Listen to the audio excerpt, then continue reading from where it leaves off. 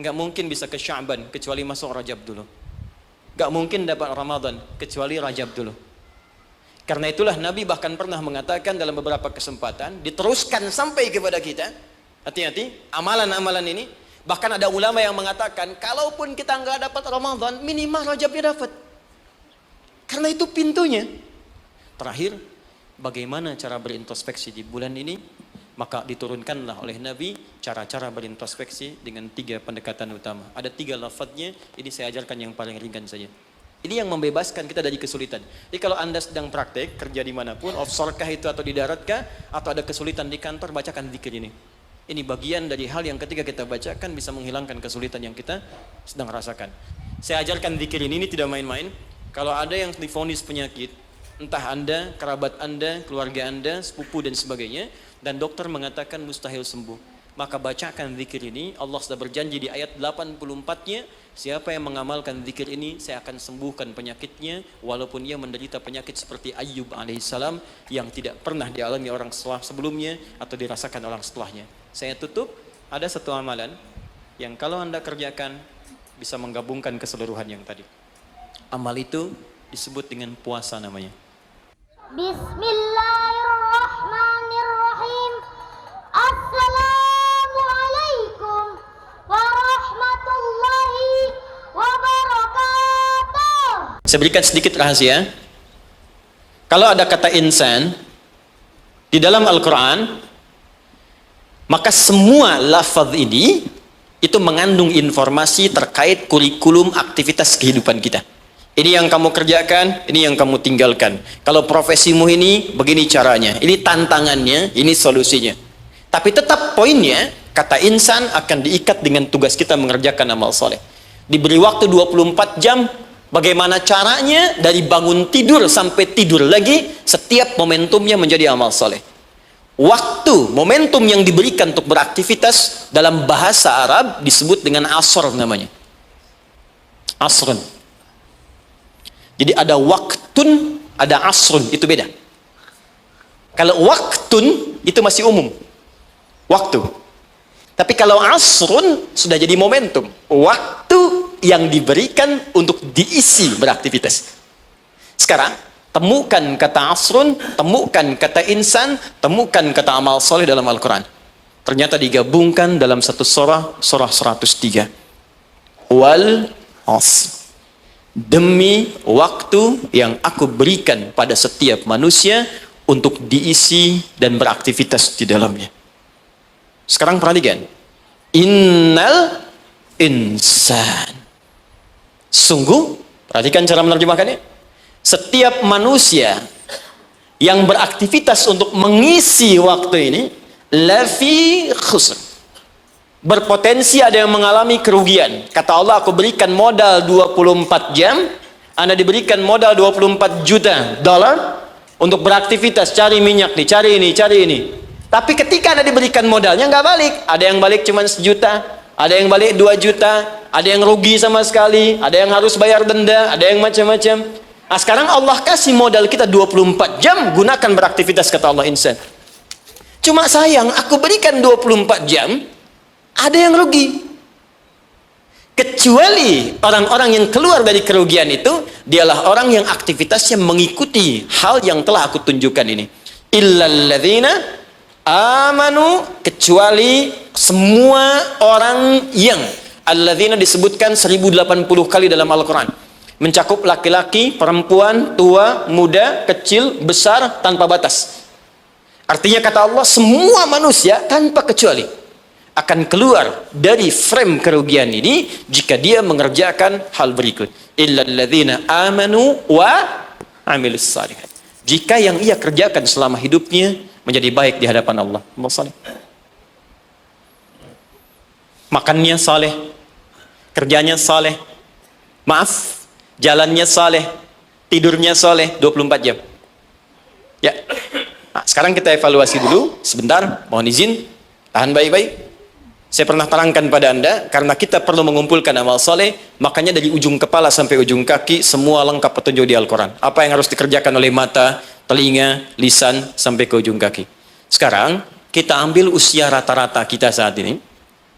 Kita ukur dulu sebentar sebelum kita kenal apa yang menjadi keutamaan bulan Rajab. Ukur sebentar. Saya tanya, rata-rata usia berapa nih? 40 boleh ya? Ke atas. Dari 40 ini ada penelitian kecil-kecilan menunjukkan aktivitas manusia itu setengahnya, walaupun tidak semuanya, pada umumnya setengah dari usia manusia itu digunakan untuk tidur. Jadi, kalau ada orang 40 tahun, umumnya setengahnya dipakai tidur. Dari bayi, tumbuh, kecil, istirahat, malamnya tidur lagi, sampai dewasa, sampai ketiduran, di kantor kadang ketiduran, di musola favorit, ya, untuk istirahat, sampai di bis, macam-macam, ini setengah usia. Berarti setengahnya lagi, itu digunakan untuk aktivitas yang produktif. Saya tanya sebentar, jadi 20 tahun ini, yang sudah jadi amal soleh, jadi ibadah, kira-kira berapa tahun? Gak usah terlalu pesimis ya, kita ambil setengahnya, 10 tahun misal. 10 misalnya. Apakah setiap amal kita disebut soleh oleh Allah? Bukankah Nabi tadi berdoa, ya Allah tolong terima amalku. Jadi selevel Nabi saja ketika berdoa minta diterima amalnya.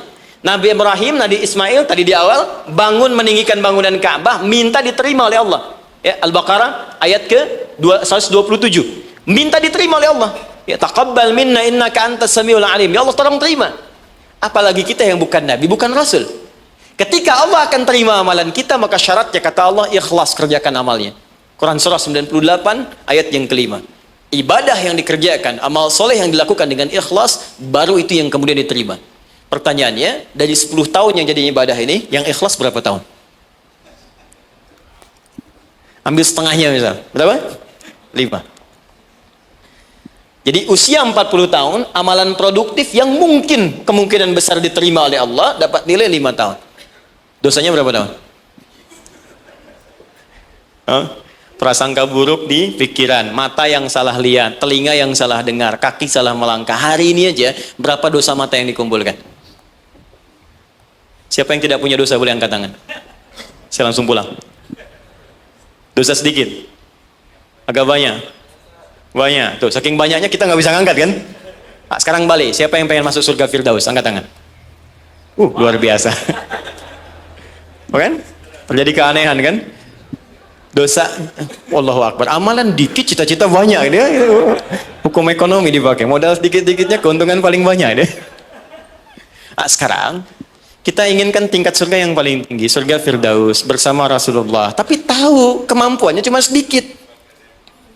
Betul, ini lebih daripada Arab di zaman Nabi. Ada orang Arab di hadis Muslim, nomor hadis yang ke-14, jilid yang pertama. Jadi ada orang Arab Baduy datang pada Nabi begini. Dia ngerti tentang keadaan dirinya. Ya Rasulullah, alimni amalan basitan yudkhilul jannah. Ya Rasulullah, ajarkan padaku amalan ringan-ringan aja. Yang penting bisa masuk surga. Yang penting ke surga katanya. Ya.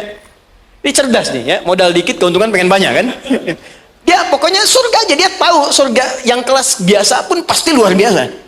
Ya, nggak apa-apa nggak masuk Firdaus, surga Aden nggak apa-apa. Yang penting masuk surga. Ajarkan padaku dikit-dikit aja. Maka apa kata Nabi? Cukupkan kerjakan yang wajib saja. Iktafi bil faraid. Jadi fardu aja, nggak perlu sholat sunnah. Ramadan, tunggu puasa Ramadan aja, nggak perlu puasa sunnah. Tapi kamu jangan maksiat.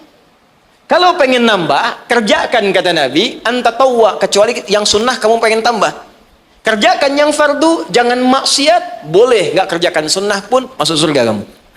Fantalaqa, pergi orang itu lantas mengatakan pada Nabi, ya Rasulullah, aku komitmen kerjakan yang wajib, aku nggak akan kerjakan yang sunnah, dan aku jaga diri untuk tidak berbuat maksiat. Pergi orang itu, fantalaqa, hadis sahih. Ketika dia pergi, komentar Nabi, aflaha in sadaqa au dakhalal jannah. Kalau benar dengan komitmennya, masuk surga dia. Cuman yang perlu kita catat, dia tinggalnya di padang pasir. Di padang pasir mau maksiat apa? Kelihatan unta, itu pun jarang-jarang. Kadal gurun, yang dilihat cuma pasir. Unta nggak pakai baju ya memang begitu. Ya, kadal seksi ya memang nggak pakai pakaian. Dan nggak dosa. Sekarang kita tinggal di kota, tinggal di Jakarta, videoton kelihatan tiap hari. Maksiat nampak depan mata, kedengaran di telinga, langkah pun kita nggak teratur. Terus pengen berlaku hal yang sama. Terus kita bandingkan lagi, dia mengukur diri, keadaan saya begini, yang penting dapat surga. Anda tahu dosa banyak, pengennya Firdaus. Lantas bagaimana kita meraihnya? Tapi rahmat Allah mengalahkan kadar logika manusia yang kadang-kadang ingin semua dijangkau rasional dalam hidupnya. Perhatikan rahmat Allah diturunkan. Diturunkanlah waktu-waktu yang istimewa, tempat-tempat yang istimewa, ada waktu, ada tempat, ada momentum yang istimewa yang diturunkan oleh Allah untuk mewujudkan harapan yang kita inginkan itu. Dengan turunnya waktu itu bisa menutup di antara keutamaannya dosa-dosa yang pernah dikumpulkan dalam masa kita hidup sampai di momentum yang kita rasakan. Jadi kalau kita kumpulkan dosanya cukup banyak, kita kerjakan amalan di waktu yang spesial itu, maka seketika dosa bisa digugurkan oleh Allah Subhanahu wa taala. Ada sifatnya waktu, ada tempat, ada peristiwa atau momentum. Di antara waktu yang mulia itu, yang saat Anda kerjakan amalannya bisa menggugurkan dosa, bahkan bisa merubah perilaku kita jadi lebih baik, adalah bulan Rajab. Saya ulangi, adalah bulan Rajab. Saking pentingnya bulan Rajab ini, Allah sampai menurunkan satu ayat untuk menyandingkan keutamaannya dengan bulan-bulan haram yang lain, serta Nabi sampai meminta kita untuk meningkatkan ibadah, dan bukan sekedar meminta, tapi Nabi sendiri meningkatkan ibadah di bulan ini sebagai pembuka kebaikan di bulan-bulan yang lainnya. Apa di antara keutamaannya? Ini yang coba saya urutkan dalam sisa waktu 10 menit ke depan. Dan apa yang bisa kita raih ketika kita mengerjakan itu? Oke. 1. Rajab adalah pembuka semua bulan kebaikan. Saya tanya sebentar. Di antara sekian bulan, 1 tahun 12 bulan itu, ada bulan yang paling baik, namanya bulan apa? Ramadan. Situ ada puasa. Setelah itu ada apa? Yang kita dapat Idul Fitri di situ? Syawal, bahkan ada puasa. Apa lagi? Dzulhijjah, ya, ada Idul Adha di situ, Dzulhijjah. Kalau kita lihat hadisnya, bulan ke-11 pun Dzulqa'dah, bulan bagus, disebut bulan haram, Dzulqa'dah. Sebelum Ramadan, itu bulan yang sangat digemari oleh Nabi, sampai Nabi banyak puasa di bulan itu, yaitu Sya'ban. Ada dari 12 bulan, ada 5 bulan yang sangat istimewa, sifatnya berurutan. Sya'ban 8, 9 Ramadan, 10 Syawal, Dzulqa'dah yang ke-11, Dzulhijjah yang ke-12. Pembukanya, pintunya Rajab. Nggak mungkin bisa ke Sya'ban kecuali masuk Rajab dulu. Nggak mungkin dapat Ramadan kecuali Rajab dulu.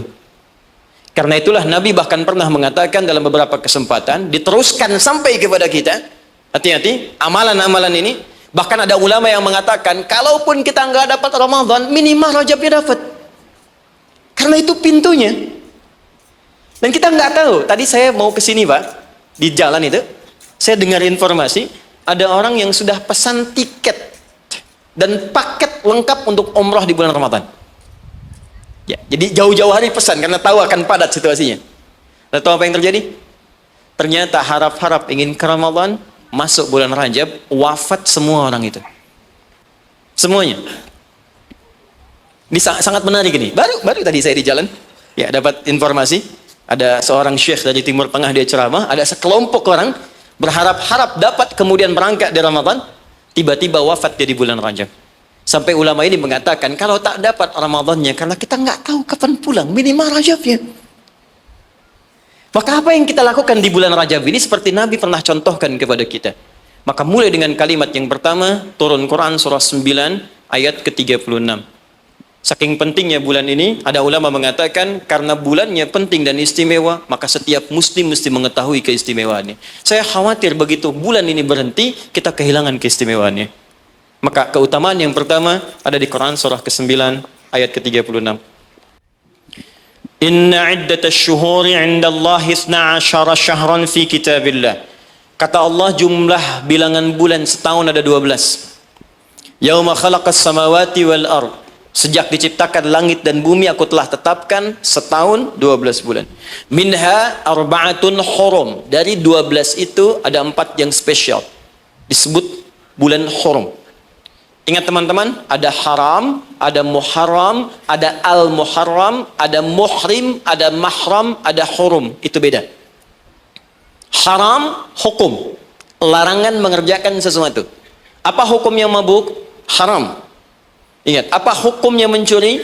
Haram. Hukumnya korupsi? Haram. Karena itu orang beriman gak mungkin korupsi. Awas, hati-hati. Awas, pegawai Pertamina yang beriman gak mungkin mencuri. Gak mungkin nyogok. Nggak mungkin korupsi, hati-hati, haram. Perbuatannya disebut muharram. Mabuk itu muharram, hukumnya haram. Jelas? Kalau kita ingin meninggalkan yang dilarang itu, yang haram-haram, tambahkan hamzah di depannya, harakatnya menggunakan ahrama. Sifatnya disebut ihram.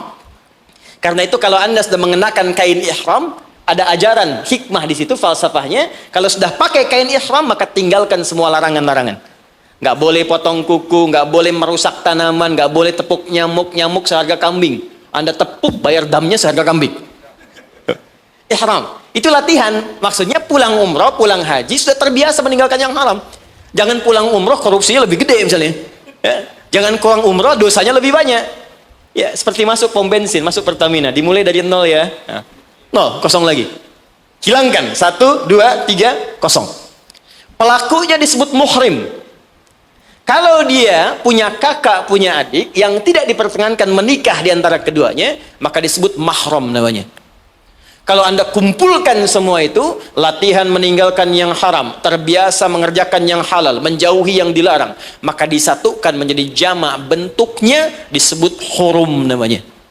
Ada 4 bulan disebut bulan hurum, 3 berurutan kata Nabi, 1 terpisah. Yang 3 itu Dzulqa'dah 11, Dzulhijjah 12, Al-Muharram bulan pertama, yang keempat namanya Rajab. Dan kita sekarang ada di bulan ini. Amalan pertama, apa yang harus kita kerjakan di bulan ini? Teruskan ayatnya. Dzalikad dinul qayyim fala tadhlimu fihinna anfusakum. Orang yang agamanya benar, yang Islamnya baik kata Allah, maka dia akan memanfaatkan Rajab dengan mengerjakan amalan yang pertama. Apa itu? Fala tadhlimu fihinna anfusakum. Mulai banyak evaluasi diri supaya tidak berbuat zalim, minimal berlatih di bulan ini. Amalan pertama, introspeksi diri. Maaf Pak Ibu, saya tidak bermaksud mengajari, hanya menerangkan apa yang dimaksud oleh Al-Quran. Zalim, fala tazlimu, jangan zalim. Zalim itu menempatkan sesuatu bukan pada tempatnya. Ada gelas, ada gayung. Gelas untuk nampung air minum, gayung nampung air mandi. Anda minum pakai gayung, mandi pakai gelas. Zalim namanya. Nah sekarang, anfus jamak dari nafas tubuh kita. Ya ini anfus itu jamak dari nafas nih kita, dari ujung kepala sampai ujung kaki. Setiap tubuh ini sudah diterangkan oleh Allah fungsinya. Misal, mata fungsinya melihat yang baik. Quran surah ke-24 ayat 30. 31 untuk perempuan. Lisan untuk bicara yang baik-baik. Quran surah 49 ayat 11 sampai 12. Sampai kaki, sampai ke ujung kaki, melangkah pada yang baik. Quran surah misal ke-25 ayat 69. Ya. Baik, semuanya sudah diatur dari ujung kepala sampai ujung kaki. Kalau Anda gunakan setiap anggota tubuh di luar hal yang Allah telah tetapkan, berarti zalim sifatnya. Contoh, mata tadi melihat yang baik-baik. Sekarang mata dipakai melihat yang tidak baik. Berarti mata berbuat zalim dalam kehidupan. Saya tanya sampai dengan siang hari ini, berapa kali mata digunakan untuk melihat yang tak baik? Mungkin dari mata ini ada dorongan untuk berbuat yang tak baik. Itu sebabnya yang menjadikan keluar dari masjid kadang-kadang ada sepatu hilang, sendal hilang. Apa yang pertama melihat? Mata terdorong kemudian kepada nafsu. Baik, sampai ke ujung kaki, berapa kali berbuat yang keliru. Itu mungkin yang menghambat kesuksesan yang dikerjakan saat ini. Karena lisan dengan teman jadi nggak akrab. Karena pendengaran yang keliru muncul fitnah. Karena melangkah pada yang tidak benar muncul hal yang menjadikan perselisihan. Berapa banyak yang kita harus evaluasi. Maka yang pertama, ini masih ada waktu?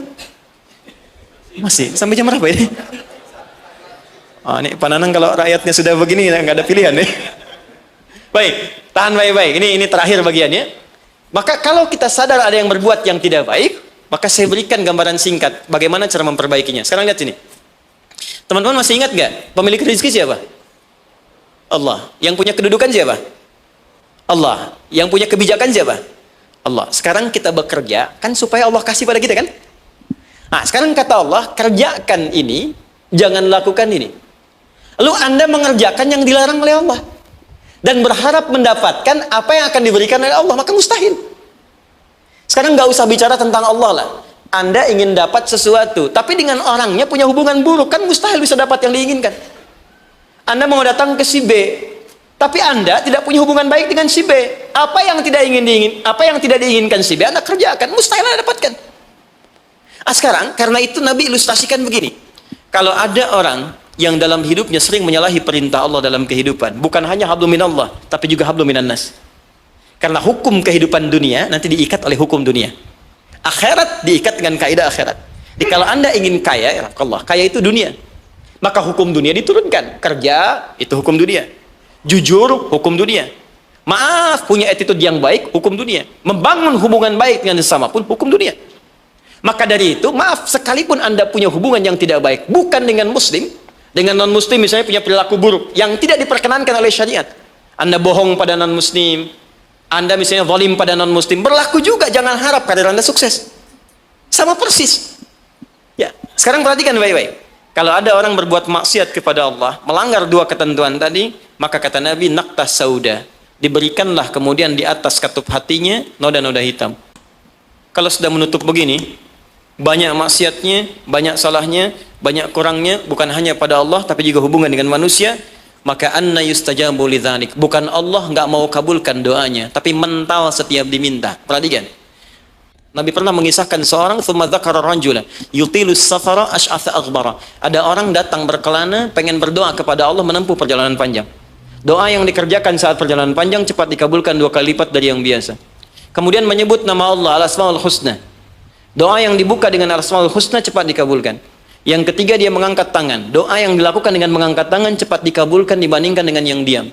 3 amalan dia kerjakan 6 kali seharusnya lebih cepat dikabulkan. Tapi apa komentar Nabi pada saat itu? Anna yustajabu lidzalik. Bagaimana doanya bisa dikabulkan? Jadi begitu dia minta dengan keadaan itu, mental lagi. Apa penyebabnya? Maaf, mat'amu haram. Karena dia cari kerja dengan cara yang haram. Mashrabu haram, minumannya haram. Malbasu haram, pakaiannya haram. Wa ghudhiya biharamin, dan perilakunya haram. Ya, tidak cukup kita bisa mendapatkan kelancaran dalam usaha dengan sekedar sholat. Sholat memberikan keberkahan, kemudahan, kelancaran. Kalau hubungan dengan manusianya buruk, juga sama akan menghambat. Dengan ibu Anda kurang baik, dengan ayah Anda kurang baik, dengan istri, dengan suami kurang baik, itu mungkin bisa menghambat kepada karir pekerjaan Anda. Apalagi kalaupun ini baik, dengan suami baik, istri baik, tetangga baik, tapi kalau dengan Allah tidak baik, maka ada sesuatu yang tidak mudah kita dapatkan dalam kehidupan. Terakhir, bagaimana cara berintrospeksi di bulan ini? Maka diturunkanlah oleh Nabi cara-cara berintrospeksi dengan 3 pendekatan utama. Ada 3 lafadznya, ini saya ajarkan yang paling ringan saja. Kalau terkait dengan dosa-dosa keseharian, maka lakukan zikir Nabi Adam. Quran surah ke-7 ayat 23. Saya yakin kita hafal. Rabbana zalamna anfusana wa illam taghfir lana wa tarhamna lanakunanna minal khasirin. Bacakan itu minimal setelah selesai kita salat. Astaghfirullah, astaghfirullah, astaghfirullah. Allahumma antas salam, minkas salam, tabarakta ya dzal jalali wal ikram. Perbanyak zikir tadi. Rabbana zalamna anfusana wa illam taghfir lana wa tarhamna lanakunanna minal khasirin. Tapi mohon sekali, ketika Anda bacakan zikir ini, jangan sekedar diucapkan di lisan. Bayangkan Anda punya persoalan apa dalam kehidupan. Jadi ketika Anda bacakan, mata Anda zalim, rasakan kezaliman itu. Ketika dengan orang tua tak bagus, bayangkan perbuatan buruk yang sedang Anda kerjakan. Begitu Anda bacakan, air mata Anda menetes, seketika ampunan Allah akan diturunkan kepada kita. Dan gugur perbuatan buruk yang pernah kita lakukan. 2, jadi cepat, ada dosa yang terkait dengan aktivitas pekerjaan yang sedang kita lakukan. Kenal Nabi Yunus? Bagus. Nabi Yunus itu kan berdakwah, bekerja, beraktivitas. Cuma sayang dalam pekerjaan itu tantangannya begitu tinggi. Nanti ada lain kali kalau ngaji kesini lagi, jangan ngambil yang jauh-jauh ya, yang Anda butuhkan aja. Ya, ini kan teman-teman ada di dunia pekerjaan. Kenapa Anda nggak mengeluarkan fikih bisnis dalam Al-Quran? Manajemen misalnya bisnis dalam Al-Quran, tentang pekerjaan, itu aja yang dibahas. Itu lebih terasa nanti apa yang kita butuhkan, itu yang kita dapatkan. Ada di Quran cara misalnya memudahkan kita mendapatkan kemudahan dalam pekerjaan, tantangannya apa saja. Ini yang terjadi kalau Anda bisnis begini, ini yang mungkin terjadi pada orang, penyakit ini yang muncul dari ria untuk diri yang meraih kesuksesan, dari yang iri hati, yang dengki, mengobatinya bagaimana, ada semua. Nah, Nabi Yunus salah satu tipikal yang dicontohkan oleh Allah. Sedang beraktivitas, bekerja, dapat tantangan tidak biasa. Ingat ini ya, kalau tantangannya begitu tinggi, maka lawannya sepadan. Di balik itu Allah ingin menganugerahkan anugerah yang tidak biasa. Karena ujian berat tidak akan diberikan pada orang kecil.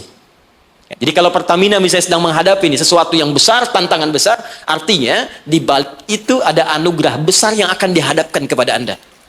Karena itu ingat baik-baik. Dalam konteks ini Al-Quran mengatakan hanya orang-orang besar yang bisa melewati itu. Kadang-kadang di situ akan kelihatan. Orang yang cuma malas numpang kerja saja akan terlihat. Orang yang butuh tantangan, dia akan dihadapkan pada kesuksesan. Secara singkat, dakwah diusir, masuk ke kapal, sampai dilemparkan ke lautan. Ya, jadi dakwahnya diisengi, diusili, sampai yang terakhir puncaknya, dilempar ke lautan, masuk dalam perut ikan paus. Saya mau tanya sebentar, kalau masuk perut ikan paus, kira-kira pengap atau tidak? Sudah pernah masuk? Pengap, gelap, sulit kan? Baik ya? Nah, gambarannya nonton film Pinocchio kelihatan kan? Nah, sekarang lihat baik-baik. Ketika Nabi Yunus alaihissalam ada dalam perut ikan paus itu, sempat terlintas dengan sifat kemanusiaannya. Kapan saya bisa keluar dari persoalan ini? Kapan Allah tolong saya? Itu fitrah kemanusiaannya. Tapi fitrah kenabiannya, karena beliau maksum, diluruskan oleh Allah. Jangan mengeluh. Ini jalan menuju kesuksesan. Bagian dari kebaikan yang mungkin kamu akan dapatkan. Lakukan zikir ini, begitu diucapkan zikirnya, dikeluarkanlah dari kesulitan itu. Saya mau tanya sebentar. Tadi masuknya ke perut ikan apa? Ikan paus. Tapi ketika dikeluarkan, bahasa Qurannya, bukan saya keluarkan dari perut ikan paus, tapi Allah katakan dengan kalimat yang sangat indah. Di ujungnya ditutup, siapapun yang punya persoalan yang sama seperti Yunus, kalau melakukan zikir yang sama, aku akan bebaskan dari setiap kesulitan aktivitas yang sedang ia lakukan.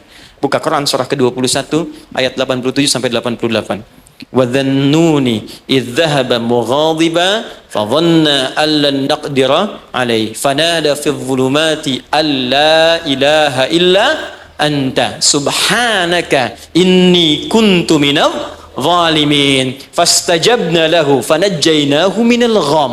Masuk ke perut ikan paus, tapi dikeluarkan bahasanya menggunakan gham. Apa itu gham?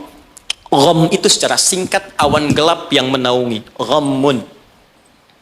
Orang Arab menggunakan kalimat gham pada setiap peristiwa yang membuat kita gelap, pengap, lelah, capek.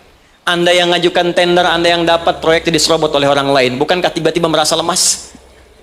Langsung gelap, padahal matahari begitu terang. Jadi nggak enak makan, jadi lunglai, tiba-tiba stres. Ya, dirawat saja. Anda yang mencoba melamar, tiba-tiba dipinang oleh orang lain. Ya, gelap, capek, lunglai. Ya, gelap, itu gham namanya.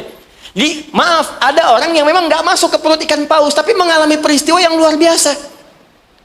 Tantangan besar, jahilin orang, oh, kok mesti saya? Tiba-tiba keluar di lisan, ya Allah, kenapa saya? Saya tahajud, saya puasa juga, saya baca Quran juga, ya Allah. Apa kurang saya? Kurang sabar. Ya, ternyata kadang-kadang terucap, teman-teman sedang kerja, ya, bebannya begitu tinggi, udah gali-gali, udah tahajud, minyaknya nggak dapet. Ya, atau tiba-tiba sudah dibilang nggak dapat terus diambil orang gitu. Apa yang harus dikerjakan? Itu pernah terjadi. Kata Allah, lakukan zikir Nabi Yunus alaihissalam. Ada yang salah dalam diri kita. Yang ngatur itu Allah. Jangan mengeluh. Ya, 2 kali lipat motivasi munculkan lagi, petakan lagi, tambah lagi pengetahuannya, kerja lebih maksimal lagi, maka pembukanya dibuka dengan kalimat zikir. Ini yang membebaskan kita dari kesulitan. Jadi kalau Anda sedang praktek, kerja dimanapun, offshore kah itu atau di darat kah, atau ada kesulitan di kantor, bacakan zikir ini.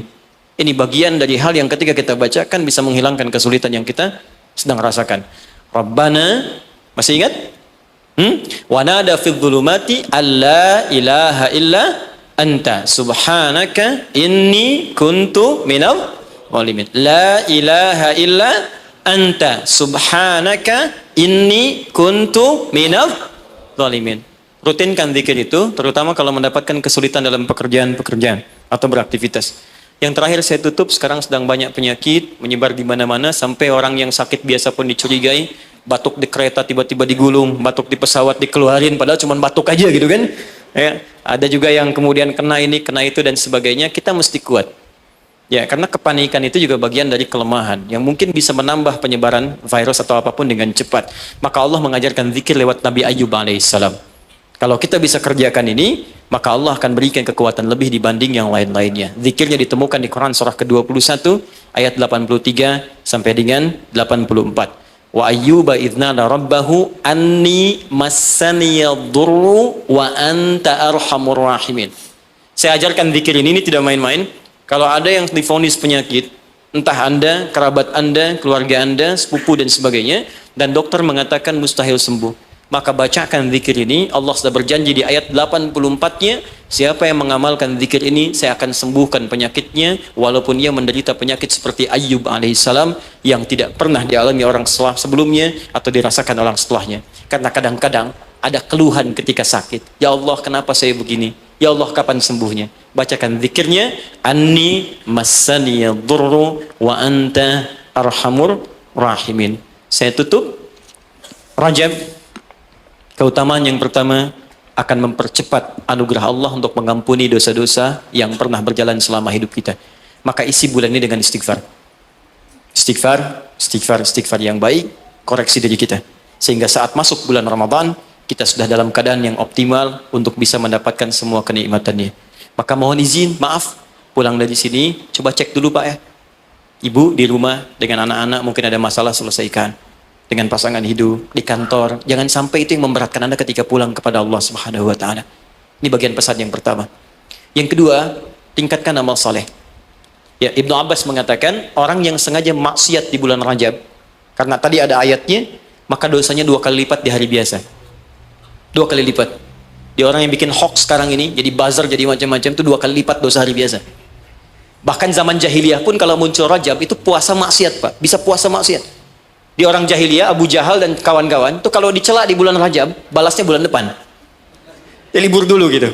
Nah, sekarang orang jahiliyah aja takut bermaksiat di bulan Rajab. Maka bagaimana dengan kita yang masuk dalam nilai-nilai kebaikan? Ya, 2 itu. Sama persis dengan orang yang berbuat baik, pahalanya 2 kali lipat di hari biasa. Itu nasnya ada tersambung pada Ibnu Abbas radhiyallahu taala anhuma.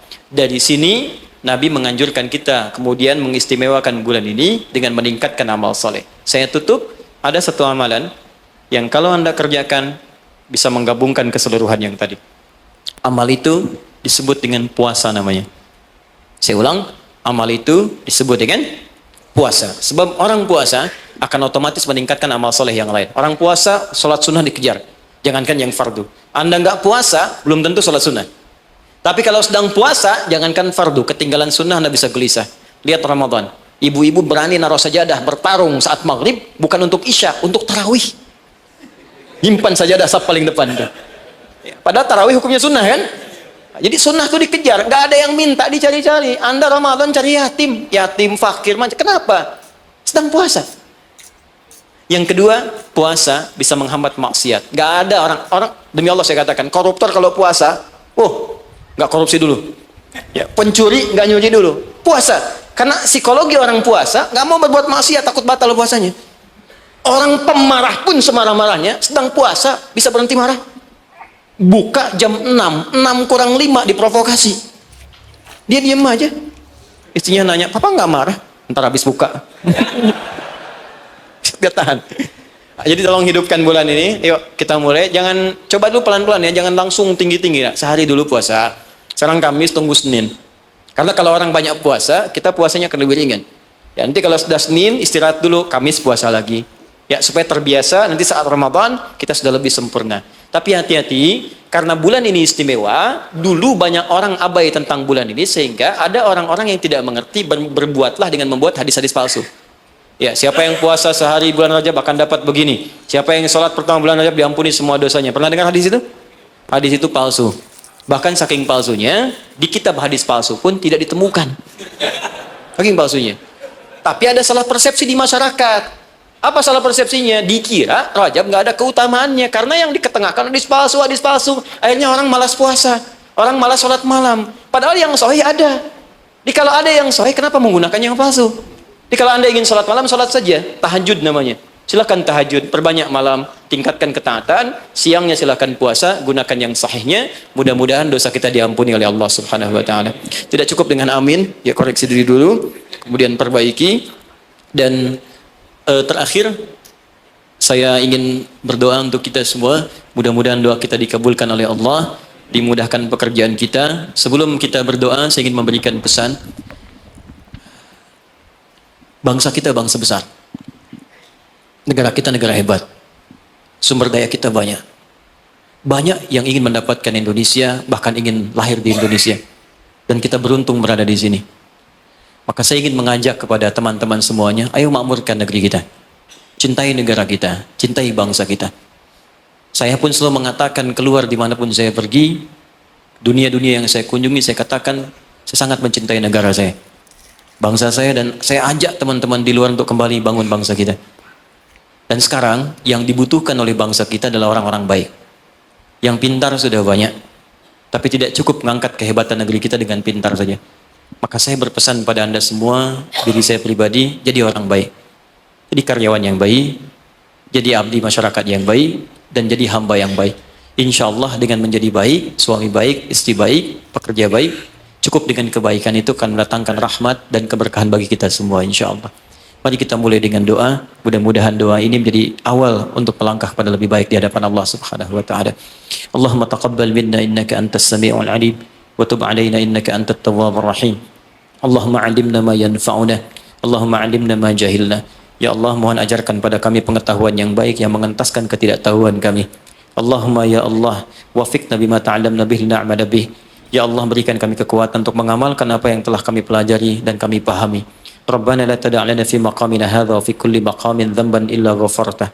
Ya Allah, jika ada pendosa hadir di ruangan ini, jangan biarkan dia meninggalkan tempat ini kecuali Engkau telah ampuni segala dosa-dosanya. Wala hamman illa farajtah. Jika ada yang tengah gelisah di tempat ini, maka mohon tenangkan keadaan hatinya sebelum ia meninggalkan ruangan ini. Allahumma wala maridan illa syafaitah. Jika ada di antara kami yang tengah Engkau uji dengan penyakit seberat apapun, maka mohon angkat penyakitnya dan sembuhkan keadaan dirinya. Allahumma wala asiran illa yassartah. Ya Allah, jika ada yang ditimpa kesulitan di tempat ini, baik di keluarganya, di pekerjaannya, dalam kehidupan sosialnya, maka mohon dengan keikhlasan amalannya, angkat, hilangkan ya Allah segala kesulitannya. Allahumma Rabbana, Allahumma barik lana ya Allah fi kulli umurina wa fi kulli umrina. Ya Allah, anugerahkan keberkahan ya Allah kepada usia kami, kepada umur kami dan seluruh aktivitas kami. Wa taqabbal minna jami' a'malina salihah, dan mohon ya Allah terima seluruh amal kebaikan kami. Berkahi kami di bulan Rajab ini ya Allah, bimbing kami untuk berbuat baik ya Allah, dan sampaikan kami pada bulan-bulan kebaikan di Sya'ban, di Ramadan, di Syawal, dan bernilai baik di dalamnya. Rabbana atina fid dunya hasanah wa fil akhirati hasanah wa qina adzaban nar. Bifadlika subhana rabbika rabbil izzati amma yasifun wa salamun alal mursalin wa akhiru da'wana alhamdulillahi rabbil alamin. Subhanakallahumma wa bihamdika asyhadu an la ilaha illa anta astaghfiruka wa atubu ilaik. Assalamualaikum warahmatullahi wabarakatuh.